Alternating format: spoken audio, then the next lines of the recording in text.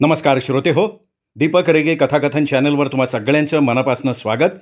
श्रोते हो, तुम्ही ऐकताय कदाचित ही बा कोटंबे यांची कादंबरी आणि आज भाग 10वा. नेहमीप्रमाणे राधा आपलं दुकान थाटून बसली होती. डोक्यात काहीतरी वेगळं करण्याचे विचार सारखे घोंगावत होते. या चांभारकीच्या धंद्यातनं तिचं लक्ष उडत चाललं होतं. दूधवाल्यानं लोकमतची बातमी सांगितल्यापासून ती स्वतःकडे वेगळ्या नजरेनं पाहायला लागली होती. इतके दिवस लोकांनी आपल्याकडनं पायातल्या वाहना दुरुस्त करून घेतल्या. आता आणखीन दुसरं काही करून घ्यायचं असेल. तहसील, पंचायत समिती, नगरपालिका, MSEB अशी महत्त्वाची कार्यालयं तिच्या नजरेसमोर येत होती आणि भीतीही वाटत होती. हे असलं काम आहे. खरं तर दलालीच म्हणायचं याला. शिवाय हे काम कायदेशीर नाही. पण साहेब लोकांनी प्रत्येकाची कामं वेळेवर केली तर असल्या कशाची गरजच भासणार नाही. तो दूधवाला तरी कशाला आपल्याकडं आला असता. जाऊ दे, करून तर बघू. त्यामुळे आडल्या नडल्या लोकांच्या जवळ तर जाता येईल. कोणाला करता आली मदत तर करायची. कोणी स्वखुशीनं दिलं तर घ्यायचं, नाही दिलं तर बळजुरी करायची नाही. सामाजिक कार्य म्हणून आपण याच्याकडं बघायचं. आपल्याला तरी कुठं माडी बांधायची पैसे घेऊन. त्या पोरीची जबाबदारी शिरावर घेतली आहे, तिचं तेवढं मार्गी लावायचं आणि पोटासाठी जागायचं. दुसऱ्या दिवशी सकाळीच दूधवाला राधाच्या घरी हजर. सोबत एक मुलगा होता. ताई, काल दुकान लावलं नव्हतं का? आजही तुमच्या ठिकाणावर जाऊन आलो. विचारत आलो मग घरी. तुम्हाला म्हणलं नव्हतं नवं? त्यो हा. म्हणलं चल तू ही भेट घालून देतो. बरं बसा की. दोघेही जमिनीवरच ऐस पैस बसले. झिंगीची शाळेत जायची गडबड चालू होती. खरकटा हात ताटातच धुतला, ओला हात दोरीवरच्या पटकुराला पुसला आणि दप्तर घेतलं. ताई, मी येते हां. नाक वर ओढत झिंगी म्हणाली. बरं जा तू. झिंगी गेल्यानंतर राधाही त्या दोघांच्या समोर जमिनीवर बसली.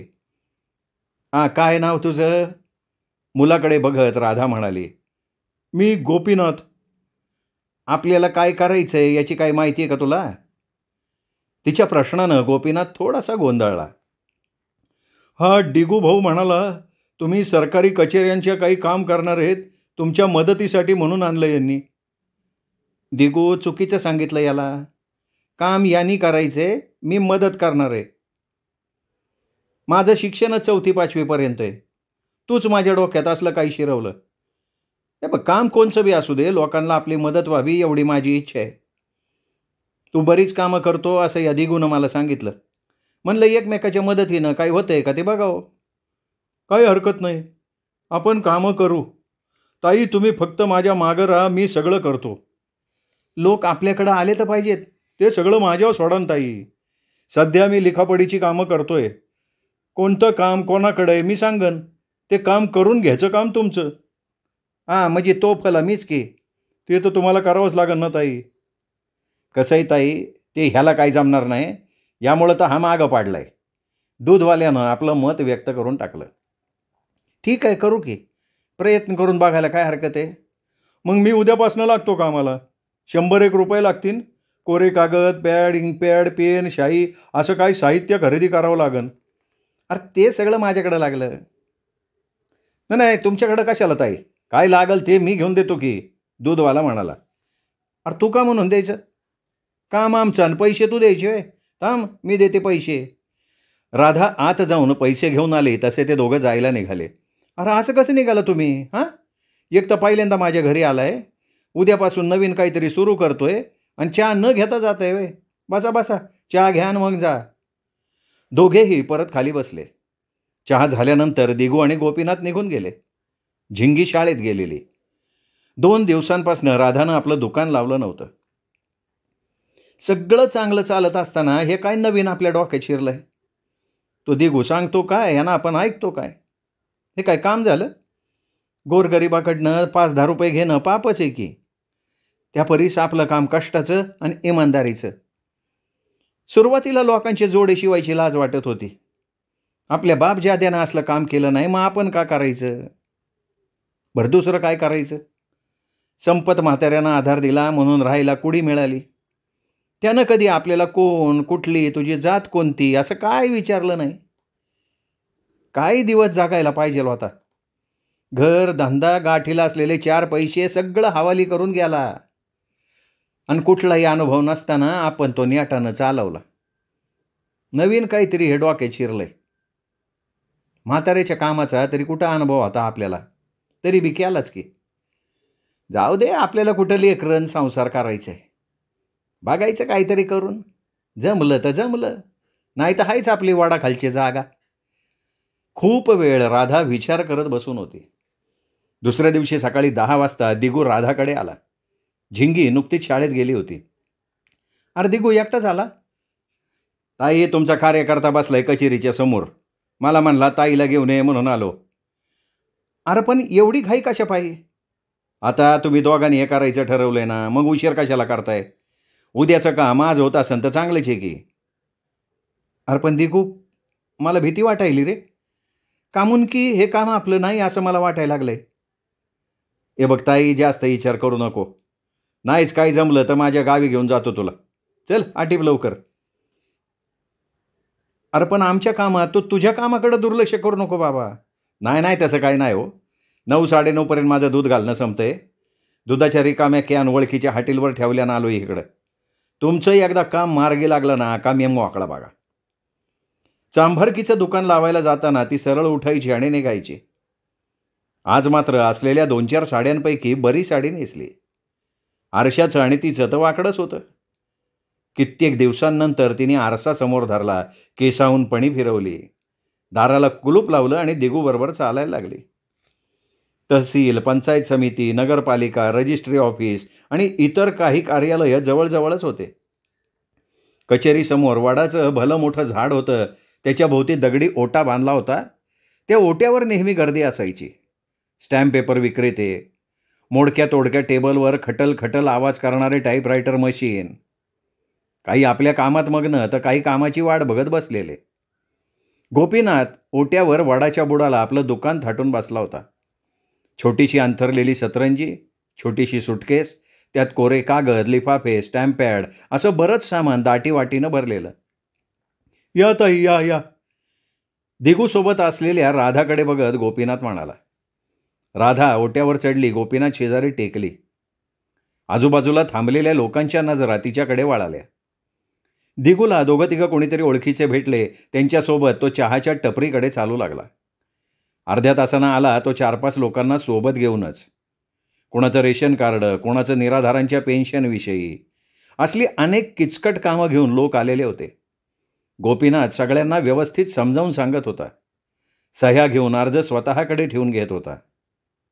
राधा शांत बसून सगळं पाहत होती. असली कामं करणारे आणखीन काही एजंट होते. त्यांची सारखी लगबग चालू होती. गोपीनाथ अर्ज लिहित होता, लोकांच्या सह्या घेत होता. अर्जाची पूर्तता झाल्यानंतर कचेरीत जाऊन दाखलही करत होता. कुणाला 2 दिवसांनंतर, कुणाला 4 दिवसांनंतर यायला सांगत होता. दुपारी 4 वाजता थोडीशी गर्दी कमी झाली. दिगू केव्हाच गेला होता. सावलीत जागा मिळेल तिथे लोक बसलेले होतेच. गोपीनाथचं लिहिणं चालू होतं. राधा त्याच्याजवळ सरकत हळू आवाजात म्हणली, गोपीनाथ, इथं माझं काय काम आहे? आज आपला पहिला दिवस ताई. लोकांचे अर्ज दाखल झाले ना की ठरलेल्या दिवशी लोक आपल्याकडे यायला लागतील. त्या दृष्टीनं आपल्याला कामं करायला लागतील. खरं सांगू का ताई, एकही सरकारी काम सहजासहजी होत नाही. कधी गोड बोलून, कधी लालूच दाखवून, तर कधी जनतेच्या हक्काची जाणीव करून द्यायला लागती. तुमच्यातल्या धाडशीपणाबद्दल दिगू भाऊनं सांगितलंय. तुमच्यासारख्यांची गोरगरिबांना गरज येत आहे. मी इथं किती खरडे घाशी करू द्या, ऑफिसात त्याचा काही उपयोग होणार नाही. 1-2 तुमच्यातल्या धाडशीपणाची चुणूक दाखवून द्या, मग बघा आपली कामं कशी फाटाफाटा वाहतात ते. म्हणजे मी इथं बी मारामारी करू काय? नाही, मला तसं नाही म्हणायचं. वेळ प्रसंगी थोडं बोलावं लागेल. अडाणी गोरगरीब लोकांना ना हे जुमानत नाही तो, म्हणून आपल्यासारख्यांनी दुकानं थाटलीत. म्हणजे वाटतंय तेवढं हे सोपं नाही. आमरी तुमरी कुरबूर होणारच. तसं नाही ताई. या दुहेरी समाधानच. एक तर लोक खुशीनं 4 पैसे देतील आणि दुसरं म्हणजे अडल्या नडलेल्या लोकांची सेवा घडन. सेवा कसली रे? दलालीचेही. आपल्या समाधानासाठी आपणच आपली फसवणूक करतोय. हे बघा ताई, तसलं काय मनात आणू नका. लोकांना कायद्याचं पुरेसं ज्ञान नसते. आपली बाजू व्यवस्थित मांडता येत नाही म्हणून लोक वकील लावतात. थोडंफार तसंच आहे. अर्ज, चपाट्या, लिखापडी हे खेड्यातून आलेल्या माणसाला कळतंय का? नोकरदार माणसं नीट सांगत नाहीत आणि तेवढा वेळही नसतो त्यांच्याकडं. साध्या साध्या कामासाठी लोकांना चपला फाटूस्तवर चक्रा माराव्या लागतात. आणि गावाकडून यायचं म्हणजे कामाची बुडणूक, खर्च. जोपर्यंत या देशात निरक्षरांची संख्या कमी होत नाही ना, तोपर्यंत आपल्यासारख्यांची गरज लोकांना भासणारच आहे. ताई, तुम्ही कुठलाही संकोच न बाळगता लोकांची कामं करा. ठीक आहे ना, आता तू एवढं तळमळीनं सांगतोय तर अनुभव घ्यायला काय हरकत आहे म्हणते मी. नऊवारी साडी, पायात काळी चप्पल, तीही तळाला खिळे असलेली. चालताना वाळूर रगडल्यासारखा आवाज यायचा. हातात लहानशी पिशवी, त्यात दुपारच्या जेवणासाठी घेतलेली 1-1.5 भाकरी. दिमतीला रसूलचा सायकल रिक्षा.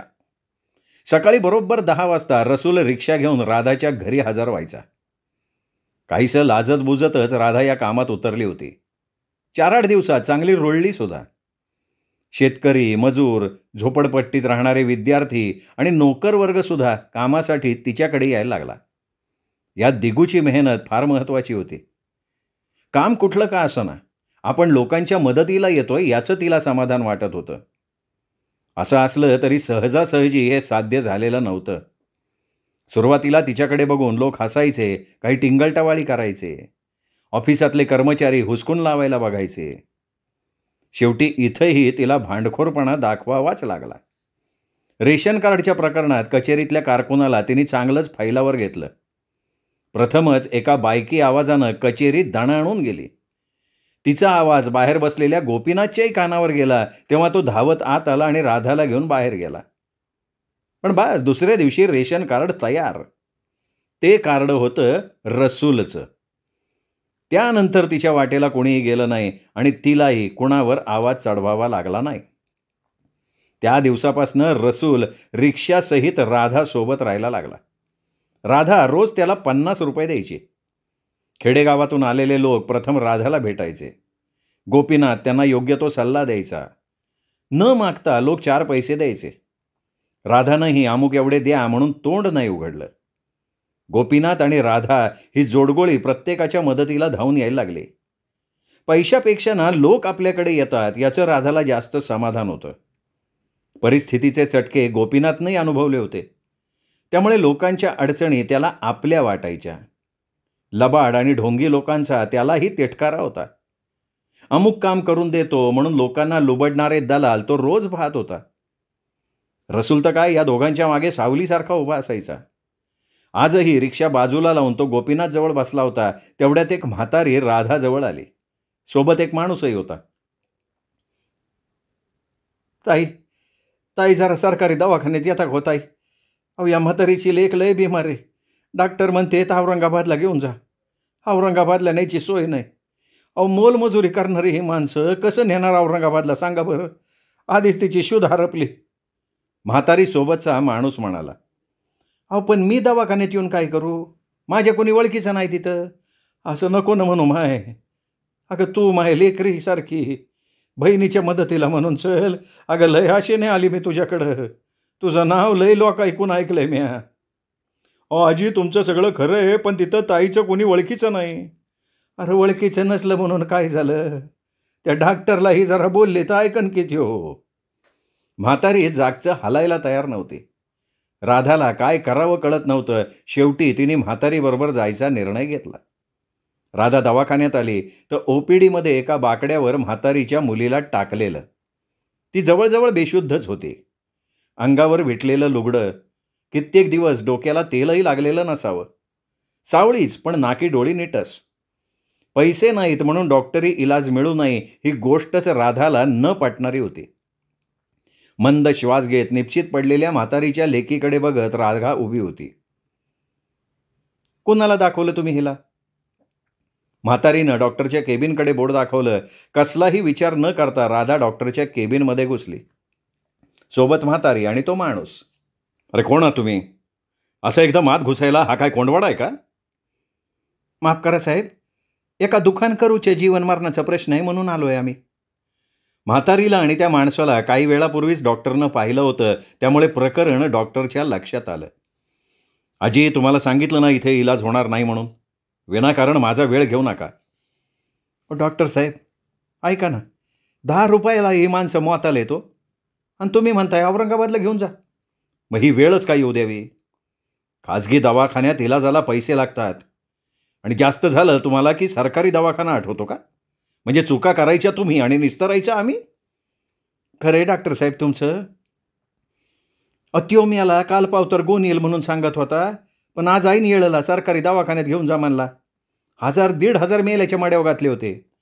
मग इथे वेळ घालवण्यापेक्षा तुम्ही पेशंटला घेऊन जा. बाळंतपणापासून पेशंटकडे दुर्लक्ष झालंय. डॉक्टर साहेब, पेशंटला आम्ही घेऊन जाणार नाही. वाहन द्या, आम्ही जातो औरंगाबादला घेऊन. नसता तुम्ही शरीक करून घ्या. वाचू मरू आमचं नशीब. रस्त्यावर कुठेतरी मरून पडण्यापरीस इथं तुमच्याकडं मरू द्या की. तुम्ही कोण आहात ते बघा, ते महत्त्वाचं नाही डॉक्टर साहेब. महत्त्वाचं हे की तुम्ही इलाज सुरू करा. हे बघा, तुम्ही मला ऑर्डर देऊ नका. मला एवढं एकच काम नाही आहे. असं आहे काय? चल, पेशंटला याच्या दारात आणून टाकू. निदान ह्याच्या नजरेसमोर तरी मरेल ते. राधा सोबतच्या माणसाला घेऊन केबिनच्या बाहेर पडली. हे बघा, असा आडमुठेपणा बरोबर नाही आहे. हा दवाखाना आहे, मी पोलिसांना बोलवीन. तुम्ही पोलीस बोलवा, नाही ते मिलिटरीला बोलवाव. जाडा मानव गोळ्या आमच्यावर. राधाचा आवाज चढला होता. तिच्या आवाजानं परिसरातले लोक तिच्या भोवती जमा व्हायला लागले. दोघं पेशंटला उचलणार तेवढ्या डॉक्टर जवळ आले. थांबा. डॉक्टरनं नर्स आणि वॉर्डबॉयला आवाज दिला आणि म्हणाले, हे बघा, पेशंटला वॉर्डमध्ये घ्या, मी आलो. तिरस्कारानं राधाकडे बघत डॉक्टर निघून गेले. म्हातारीची लेक 15 दिवसांपूर्वी बाळंत झाली होती. अयोग्य उपचार, अस्वच्छता, खाण्याची आबाळ यामुळे तिचं दुखणं बळावत गेलं. काही वेळा डॉक्टरनं उपचार सुरू केले, काही औषधं बाहेरनं आणायला सांगितली.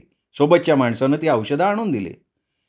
म्हातारीच्या मुलीचा इलाज चालू झाला तसं राधा जायला निघाली. मावशी, मी चलते आता. डॉक्टरनं सलाईन इंजेक्शन सुरू केलेत. तुमची पोरगी उद्या ठणठणीत होती बघा. काय काळजी करू नका. लय उपकार झाले माय तुझे. वागीन आहेस तू, वागीन. बाहेर पडण्यापूर्वी तिला डॉक्टरला भेटावं असं वाटलं. डॉक्टर साहेब, येऊ का? आता काय काम आहे तुमचं? नाही, आता काय काम नाही. जे होतं ते तुम्ही केलं की. तुमचे आभार मानावेत, तुमची माफी मागावी म्हणून आले. अरे वा, ही बरी पद्धत आहे तुमची. अरे रावी, दादागिरी करायची आणि नंतर मानभावीपणा दाखवायचा. ठीक आहे, या तुम्ही, तुमचा पेशंट होईल बरा. हेच तुम्ही त्या म्हातारीला काही वेळापूर्वी म्हणाला असता तर किती बरं वाटलं असतं बरं तिला. डॉक्टर साहेब, पैसेवाले लोक कशाला येतील सरकारी दवाखान्यात? गरीब लोकच येतात हो इकडं. डॉक्टर म्हणजे देव असा समज असतोय लोकांचा. थोडासा धीर आणि योग्य इलाज एवढीच अपेक्षा असते या लोकांची. देव आहे का नाही ते माहीत नाही. तुम्हाला माझा राग येणं साहजिक आहे, पण मी बी डॉक्टरला देवच मानते. म्हातारीच्या मुलीचे आणि म्हातारीचे तुम्हाला आणि तुमच्या मुलाबाळांना आशीर्वाद भेटतील आणि माझ्या आडमोठेपणाबद्दल मी तुमची परत माफी मागते. हे बघा, वारंवार माफी मागायची काही आवश्यकता नाही आहे. पण तुम्ही लोकांनी आम्हाला समजून घेतलं पाहिजे ना. तुमच्यासारखे 50 कार्यकर्ते इथे येत असतात. मंत्री, आमदार, खासदार यांचं नाव सांगून दबाव आणतात. डॉक्टर्स, नर्सेस, कर्मचारी यांना धक्काबुक्की करतात. कसं आहे, आम्हालाही काही अडचणी असतात, हेही तुम्ही समजून घेतलं पाहिजे. आता तुमच्याच केसचं बघा. कालपर्यंत त्यांनी खाजगी दवाखान्यात इलाज केला. करा ना, त्याला आमचा विरोध नाही आहे. पण आपण पैसे देतोय, योग्य इलाज होतोय का नाही हे तिकडं तुम्ही बघत नाही ना. मग पेशंट सिरियस झाला की पळ इकडे काढता. मग आम्हाला इथल्या उपलब्ध साधनसामग्रीनुसार निर्णय घ्यावा लागतो किंवा वरच्या दवाखान्यात रिफर करावं लागतं. खरं आहे तुमचं डॉक्टर साहेब. बरं, येते मी. राधानं दोन्ही हात जोडून डॉक्टरला नमस्कार केला, बाहेर पडली. बाहेर रसूल रिक्षा घेऊन उभाच होता. राधा रिक्षात बसताच रिक्षा धावायला लागली. अशा वेगवेगळ्या सामाजिक प्रवाहात राधा गुंतली जात होती. शहर आणि आजूबाजूच्या खेडेगावात राधाचं नाव पोहोचलं होतं. तिच्या कामावर गोपीनाथही खुश होता. त्याचं शिक्षण म्हणजे ना कुठली नोकरी मिळवून देणारं, ना कुठला व्यवसाय करण्याजोगं. तात्पुरता का होईना त्याचा रोजगाराचा प्रश्न मिटला होता. पण राधाच्या धाडसाची त्याला कधी कधी भीतीसुद्धा वाटायची. काही ऑफिसेस तहसील कचेरीपासून दूर होते, त्यामुळे रिक्षाशिवाय पर्याय नव्हता. सुरुवातीला राधा पायीच फिरायची, त्यामुळे तिची चांगलीच दमछाक व्हायची. गोपीनाथच्या हे लक्षात आलं. त्यांनी राधाच्या माघारी रसूलचा रिक्षा महिनावारी भाड्यानं लावून टाकला. रसूल मेहनती आणि प्रामाणिक होता, पण अधूनमधून पावशेर टाकून यायचा. बायको, 3-4 लेकरं, आईबाप एवढा व्याप त्याच्या मागे होता. वडील कुलूप छत्र्या दुरुस्तीचं थोडंफार काम करायचे, त्यातनं 5-50 रुपये मिळायचे. राधाला रसूलची दया यायची, पण तो पिलेला दिसला की राधा खावळायची. एक दिवशी राधा गोपीनाथजवळ बसून शिल्लक कामांची माहिती घेत होती. ती संधी साधून रसूलनं जवळचा अड्डा गाठला आणि आपण त्या गावचेच नाही या आविर्भावात वावरायला लागला. 5-5:30ला राधाला घेऊन घराकडे निघाला. त्याच्या वागण्या बोलण्यावरून राधाच्या लक्षात आलं, पण ती रस्त्यात काही बोलली नाही. राधाला घरी सोडताच रसूल निघाला तसा राधानं आवाज दिला, रसूल भाई. क्या ताई, इकडे ये रे. पायाच्या अंगठ्याकडे बघत रसूल तिच्या समोर येऊन उभा ठाकला. तुला आमच्याच बरोबर काम करायचं आहे ना? आता हे काय पुसणं झालं वे ताई? हो का नाही तेवढं सांग. करायचं आहे ताई. मग यापुढं दारू प्यायची नाही, आणि प्यायची असन तर उद्यापासून यायचं नाही. ताई चूक झाली माझी, पुन्हा नाही पिणार. अरे तू रोज पी की, मला काय करायचं नाही. जर आमच्याबरोबर काम करायचं असेल तर असं चालणार नाही. नसता तुझा हिशोब कर, पैसे घे, निघायचं बघ. तुझ्या मनाप्रमाणे वागायला तू मोकळा आहे. ताई चूक झाली माझी, पुन्हा जर पेलो तर चपली ना हा ना मला. नाही नकोच ना, पेदाकडे लोकांवर माझा विश्वासच नाही. अरे चांगला आहेस तू म्हणून तुला जवळ धरलं होतं. गोपीनाथानं मी तुला भावासारखं मानत होतो. 50 रुपये देऊन इतर भाडेकऱ्याला मोकळं सोडलं. वाटलं 4 लेकरं, मायबा बायको एवढ्याला सांभाळतो तर तू असा गुण उधळायला लागला वय रे. ताई एकदा माफ करा की ताई. एक ध्यानात ठेव रसूल, मला वेडं वाकडं काय खापणार नाही. या वेळेला सुटला तू, सकाळी लवकर ये आणि हे घे पोरांना काय खायला घेऊन जा. राधानं रसूलच्या हातावर 20 रुपये ठेवले. अगं ताई कशाला दिले त्याला पैसे? त्या पैशाची तो आणखीन दारू पिईल. राधाच्या हातातली पर्स खुंटीला लटकवत झिंगे म्हणाली, नाही नाही पिणार नाही आता त्यो, आणि पिला तर तो आणि त्याचं नशीब. आपण काय सगळ्या जगाला सुधारायचा ठेका नाही घेतला. शेवटी प्रत्येकाला आपल्या मनाप्रमाणे वागायचा अधिकार आहेच की. तर असा हा रसूल. त्यानंतर कधीही तो राधासमोर दारू पिऊन आला नाही. राधाचंही त्याच्यावर बारीक लक्ष होतं. एकंदरीत काय तर सगळं बरं चाललं होतं. राधाच्या मागच्या कामाचा व्याप सारखा वाढत होता. या सगळ्या व्यापात गंगामावशीलाही भेटणं होत नव्हतं. नुकतीच राधा घरी आली होती. हातपाय धुवावे आणि मस्तपैकी चहा करून प्यावा ह्या विचारात ती होती. एवढ्यात बाहेरनं आवाज आला, हाय ती का बाईसाहेब घरी? दारात गंगामावशी उभी होती. अगं कोण मावशी होय? राधा धावत तिच्याजवळ गेली. तिचा हात हातात घेत म्हणाली, मावशी अगं किती दिवसांनी भेटते तू. आत्ता तुझ्याविषयीच विचार करत होते. मला बरं वाटावं म्हणून बोल ना गं. खरंच मावशी, अगं रोज सकाळी ठरवती येताना तुला भेटून यायचं म्हणून, पण तिकडंच उशीर व्हायचा. शिवाय झिंगी एकटी असती घरी. अगं बाया कळतंय ग मला, म्हणून तर आज लवकर दुकान गुंडाळलं आणि आले. बरं झालं आली. फार आठवण येत होती ग तुझी. मायलेकीसारख्या दोघी बराच वेळ बोलत बसल्या. झिंगीनं दोघांनाही चहा आणून दिला. मावशी थांब ना आजची रात्र इकडंच. अगं थांबले असते बाई, पण घरी काही निरोप नाही, काही नाही. पोरं येड्यासारखी धुंडीत फिरतील. हे बघ गोपीनाथ येणार आहे, जाताना घरी निरोप द्यायला सांगू. तेवढ्यात गोपीनाथ आला. कोऱ्या कागदांचं बंडल, काही फाईल्स, टाचणी बॉक्स असं बरंच साहित्य घेऊन आला होता. स्वतः आत जाऊन त्यांनी सगळं व्यवस्थित ठेवलं. बस रे चहा घेऊन जा. नाही चहा नको, आधीच उशीर झालाय. बरं जाताना एक काम करशील का? काय सांगा की. हे बघ ही माझी मावशी, गाडगे बाबा नगरमध्ये राहते. ही आज इथं थांबणार आहे असा निरोप हिच्या घरी द्यायचा. सांगतो की माझ्या वाटेवरचे, तिथून बस स्टँडवर जावं लागतंय. रोज ये जा करण्यापेक्षा हिथंच लहानशी खोली भाड्यानं घे. राधाताई गाव जवळ आहे इथून, शिवाय रोडवर आहे. 8-10 वर्षापर्यंत आमचं गाव नगरपालिकेच्या हद्दीत येतंय काय? मग चांगलंय. बरं ये मग, तुला उशीर होतोय. मावशीनं मुलाचं नाव, घराचा पत्ता त्याला थोडक्यात सांगितला. गोपीनाथ निघून गेला. मावशीनं जवळची कॅरी बॅग राधाच्या समोर ठेवली. ये काय? काय नाही ग, येताना 1-2 भाज्या पिशवी टाकून आणल्या. म्हणजे मुक्कामाला राहिली ना अर्ध्या जेवणाची सोय, पण तुझी तूच केलीस होय? राधा हसत म्हणाली. राधा स्वयंपाक करत होती. बाजूलाच मावशी बोलत बसली होती. ही करती का नाही काय? झिंगीकडे बघत मावशी म्हणाली. करती ना, भाकरी करती, पोळ्या करती. भाजीचंच तेवढं जमत नाही, मीठ मिरची किती टाकावी ते कळत नाही म्हणती. दुसऱ्या वेळेला येशील ना तेव्हा सगळा स्वयंपाक तुला करून खाऊ घालती का नाही बघती, हो का नाही ग सुने. तिनेही हसत हसत मान डोलावली. राधा मनोमन सुखावली होती. किती दिवसांनंतर घराला शहाण्या माणसाचे पाय लागले होते. संपत मामा गेल्यानंतर घरात राधा आणि झिंगी दोघीच होत्या. गंगामावशी एक दोनदा आली होती, पण उभ्या उभ्या. आज पहिल्यांदा ती मुक्कामाला थांबली होती. मावशीकडे बघून तिला आईची वारंवार आठवण येत होती. जेवणं झाल्यानंतर दोघी बराच वेळ बोलत बसल्या. झिंगीनं काही वेळा अभ्यास केला आणि ती झोपली. राधा, कसं चाललंय बाई तुझं? मावशी, बरं चाललंय. तसा पैसा कमीच मिळतोय, पण लोकांचं काम केल्याचं समाधान मिळतंय. जे देतील ते घ्यायचं असं गोपीनाथला बी बजावलंय. मावशी, लोक लय अडाणी येतो, त्यांच्या अडाणीपणाचा सगळे फायदा घेतात. तसंच आहे माय, तसंच आहे. शेतकरी असो, शेतमजूर असो, नाही तर हमाल, सगळेच पैसेवाले पिळून खातेत. आडत दुकानाव गणपत काम करतोय नव, मालाची नुसती लूट चालती म्हण. घाम गाळून पिकवायचं आणि ह्या चोरासनी भरती करायचं. बिटाव भाजी घ्यायला मी बी जाते म्हण, तिथं बी असंच. रुपयाचा माल 4 आणे 30 पैसे एवढाच जातोय. भाव चढवणारे बी हेच आणि उतरवणारे बी हेच.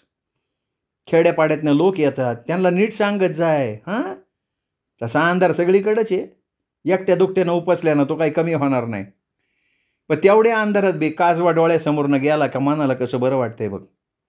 अंधार हाय म्हणून त्याचं काम त्यो सोडत नाही ना. मावशी, मी तरी थोडीफार शिकली आहे. तुला तर अक्षर ओळख पण नाही, पण किती चांगलं बोलतेस ग तू. तुझे विचार लय चांगले आहेत. अगं, तू मागं उभी राहिलीस म्हणून मला बी काहीतरी करावंसं वाटलं. मावशी, तू भेटली नसतीस तर माझं कसं झालं असतं ग. राधा मावशीचे दोन्ही हात आपल्या हातात हात घेत म्हणाली. तिचा आवाजही कातर झाला होता. अगं येडाबाई, असं रातचं डोळ्यात पाणी आणू नको. माणूस काय निमित्ताला असते, शेवटी करता धरता तो परमेश्वर आहे. रात्र बरीच झाली होती. झिंगी पांघरून घेऊन शांत झोपली होती. राधे, आज पाव तर मला तुझीच काळजी वाटत होती. वाटायचं तरणीताठी पोरगी कशी राहीन, तेही झोपडपट्टीसारख्या भागात. हे सगळ्यातनं तू निभावली, पण आता मला दुसरी काळजी वाटायला लागली. दुसरी कोणची मावशी? राधा अंधुक पिवळ्या प्रकाशात मावशीचा चेहरा न्याहाळायला लागली. अगं, ही पोरगी पण बरीच मोठी दिसायला लागली की. 4-6 महिन्यात नाणं येतंय बघ हिला. पोरीच्या जातीला लईच वाढ असती ग. मावशी, तू माझ्या मनातलं बोलली. आजवर मी मलाच सांभाळत होते. आता माझं राहिलं बाजूला आणि हिचीच धास्ती वाटायला लागली. आता वाटतंय उगाच ही ब्याद घरी आणली. तिचं दैव तिच्यासोबत. काही येडवाकडं झालं तर शेजारी पाजारी आधीच माझ्यावर दात खाऊ नयेत. इथं कोणाचा आधारच नाही ना. अगं, आधार कसा नाही म्हणती तू? मी आहे की झाडासारखी तुझ्या मागं. अगं, तशी पोरगी खंबीर आहे. अशा तशा लफंडाराला भीक नाही घालणार ती. दिसायला जशी झरझर आहे तशीच वागायला बी आहे. खरंय मावशी तुझं. अगं, चिडली की फनफन करती. राधे, तू दुसऱ्याची एवढी काळजी करती, तू बी तरुणच आहेस की. दुसऱ्या बायांचे नवरे, घर, संसार हे सगळं बघून तुला काहीच वाटत नाही वय? मला तर वाटतंय अजून बी येळ गेली नाही बरं का. मावशी, अगं, हे सगळं मला मिळालं होतं की, पण माझ्या हातानं मी ते गमावलं. आता कोणाला दोष द्यायचा? आपल्याच तोंडात आपण मारून घ्यायचं आणि ग बसायचं. आईवडिलांनी लहानाचं मोठं केलं, लगीन लावून दिलं. सासरचे लोक वाईट असतात ही भीती मनात घर करून बसली होती. ती वेळ निघून गेल्यावर मनातनं गेली. आपल्याच एककल्ली वागण्यानं हे सगळं घडलं. आता काय नाही वाटत. मन भावना मरून गेली बघ. खरं सांगू मावशी, मला तरुणपण आलं कधी आणि गेलं कधी कळलंच नाही बाया. मन मारणार नाही तर काय होईन ग. अगं, तू तुझ्यातल्या बाईलाच मारून टाकलं. कधी तरुणपण नाही मरत. अगं, या वयात एखादी बाई एकदा तरी आरशात बघन. या सगळ्यापासनं तू दूर कशी राहिली हे एक कोडं पडलंय बघ. आणखीन वाटतंय का तू अशी खंबीर राहिली म्हणून तुझा हित निभावावी लागला. जाऊ दे ना मावशी, अर्धा जन्म गेला आता. तू म्हणतीस तसं आडल्या नडल्या लोकांना मदत करायची. दानधर्म तर आपण करूच शकत नाही. आपणच दान दिलेल्या जागेत राहतोय. श्रम करून काही फेडता आलं तर बघायचं. आता हा एकटा जीव एकटाच जाणार आहे. बया, असं बोलू नाही घराच्या टायमाला. चल झोप बरं आता. मला सकाळीच बेटावर जावं लागतंय. रोज पोरगं सोबत येत असते, सकाळी एकटं चिनमंडीत. दोघींनीही अंथरुणावर अंग टाकलं. काही वेळात मावशीला झोप लागली. राधा मात्र बाजूला झोपलेल्या झिंगीकडे निरखून पाहत होती. तिला स्वतःचं बालपण आठवायला लागलं. आपण केव्हा मोठे झालो आपल्याला कळलं नाही, पण ही पोरगी मात्र आपल्या नजरेसमोर मोठी होतीये. तिचं वरचेवर भरत चाललेलं शरीर, चेहऱ्यावर येणारी चकाकी, छातीला फिट्ट होत जाणारं पोलकं. या वयातनं आपणही गेलोत, हे बदल आपल्याला का नाही जाणवले? का आपण तिकडे लक्षच दिलं नाही? राधा डोळे मिटून पडून राहिली झोपेची वाट बघत. श्रोते हो, हा होता भाग 10वा. भाग 11वा उद्या. तोपर्यंत नमस्कार मित्र हो.